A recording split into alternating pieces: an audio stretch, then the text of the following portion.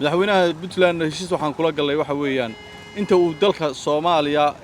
uu madax ka noqonayo inaan maxaabiista hayno waxa aad u soo dhaweynaya inay ummadda Soomaaliyeed shiraan oo isku yimaadaan ka soo qaad anoo fadhiyo shirka waxaan lahaa warheedhe madaxay nimankan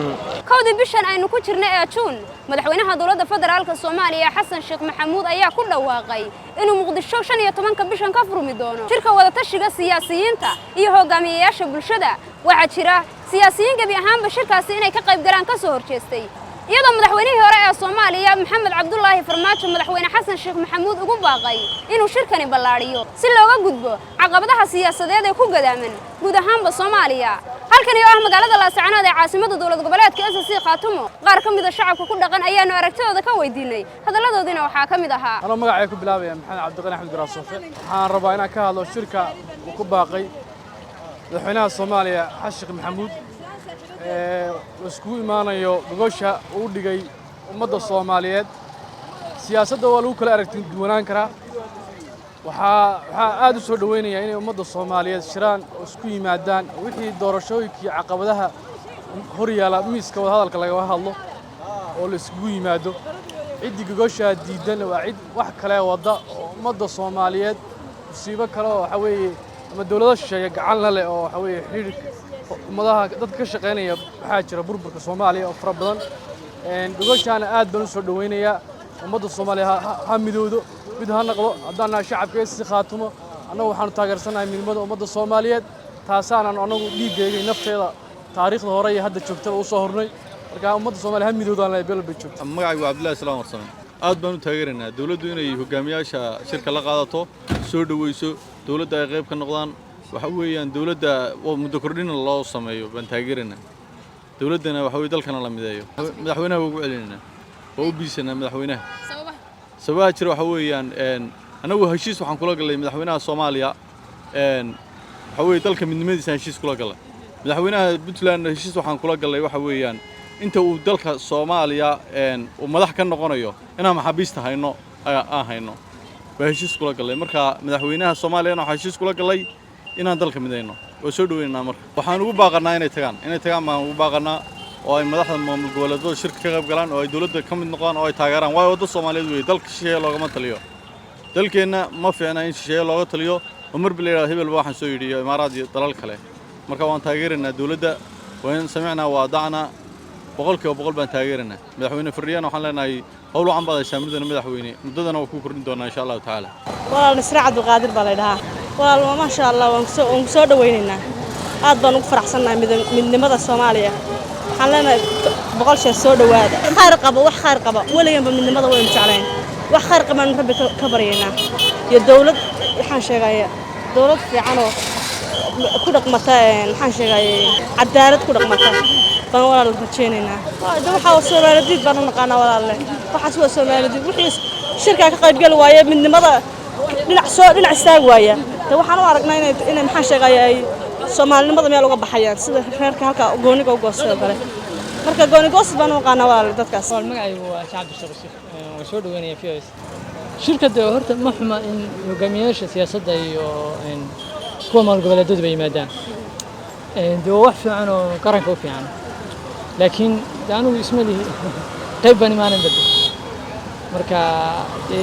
sida Puntland oo kale iyo Jubbaland oo kale dee lama hayna imaanayaan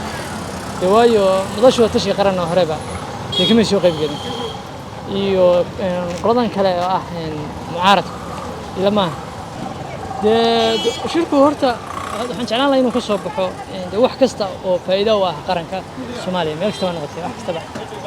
dhanka amniga dhanka siyaasadda wax kasta oo fiican oo qaranka faa'iido u ah oo wanaagsan tahay inuu ka soo baxaan waxa wanaagsan si qof walba horta tabasho way qabaan maamul goboleedyadu iyo siyaasiyiinta tabashadaada maalintay tahay waa maalinta ay adiga ku furan tahay ma maalin la yiraahdo maalinka qaranku shirayo inaad tiraahay tabashan qabaayalkaas istaagayaan marka qaranku ay taagan tahay tabashadaada dib u dhigo gobosha qaranka loo hogaaminayo tag marka tabashadaada sheego laakiin gurigaygan joogaya oo tabashan qaba micno ma sameynayso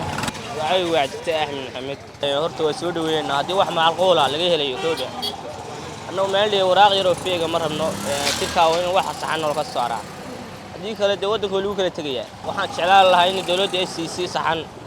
oo macquul loogu dhawaaqo inay maamul jirto noqoto in xasan sheekh daytuunka ka saaro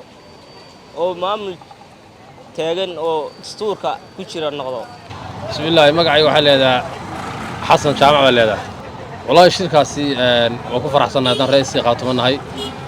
shirka iyo siyaasiyiintan waxaan ugu baaqaynaa kolley qaatumo waa dowlad curdinaya dowladdaas la isgarab taago oo maamul goboleedada oo dhan waxaan ugu baaqaynaa siyaasiyiinta ka soo qaybgelaya shirkaasi in qaatumo lagu taageeraan ugu baaqaynaa haddaan nahay bulshada ra'iiska qaatumo wallahi shirka waxaan rajaynayaa inay ka soo baxaan dee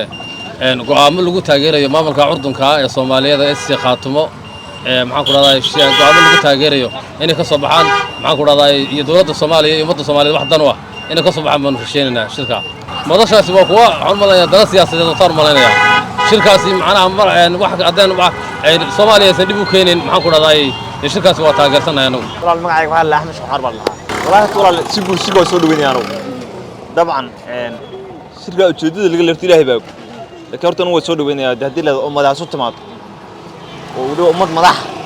soo timaado dee wax lagu diidaa ma jirto bas shirka hataa maanta wax ku darsan la aragteeda oo oran la maanta example ka soo qaad anoo fadhiyo shirka waxaan lahaa warheedhe madaxay nimankin ummadda madaxdeeda sheegtay war ummadda sida u dhaama Soomaaliya wax lagu qeexay maanta ma jirto totally ba wax lagu qeexo oo nolol Soomaaliya ka shaqeeya ma jirto dalkii baa burburay gobolladii baa burburay qiimkii nolosha burburtay xoolaha jooga Soomaaliya ayaa yaani hataan micna lahayn bil aadan iska daa dad iska daa waxa oran lahaa Soomaaliya ummadan ilaahayna wada kala xisaabtamaya annaguna waanu ida aragnaa ee ummadan sida bal at least idinku isfahma wax kala haw qabanina bal idinku isfahmo sudaacad noqda ilaahayna ka baqa ilaahay subhanahu wa ta'ala cabsidiisu waa wax ma ka laga maarmaan oo golaas soo waa istaqaanaa ujeedooyin baa laga leeyahay ujeedooyinkaas dalka loogu daneen maayo oo loogu daneen mustaqbalka ummadda oo wax maalinka maanta magac Soomaaliyeed jiro oo oran karo ummadda Soomaaliyeed loo fulinayo ma jiro ilaahay ka baqo ummadda sida u dhaama oo dalka sida u dhaama Soomaali maanta taa maamul goboleed maanta ma ka hadli karaba dhalinyarada Soomaaliya soddon ka sano oo dambeysay hogaamin lahayd waa marad baday ku marad waxaan xabad baa leysay qofka gudaha joogin amni noloshiisa maanta isku yurta qaadaya qof maanta amniga qaadaya qofka gudaha jooga ma jirto qofka baxa ee tagana bad baa liqas waa aragtaane maanta waxaan arkay xasan maxamuud maanta waxaan arkay u tacsiinay dad hindiya ku dhintay halka Soomaali maanta ay ku dhimatay waxa la dhaho badda kuma dheer xalay inta ku soo koobiya nimco gurxan fiyo wastiifi magaalada la sacanada ee caasimada dowladda SC Khaatumo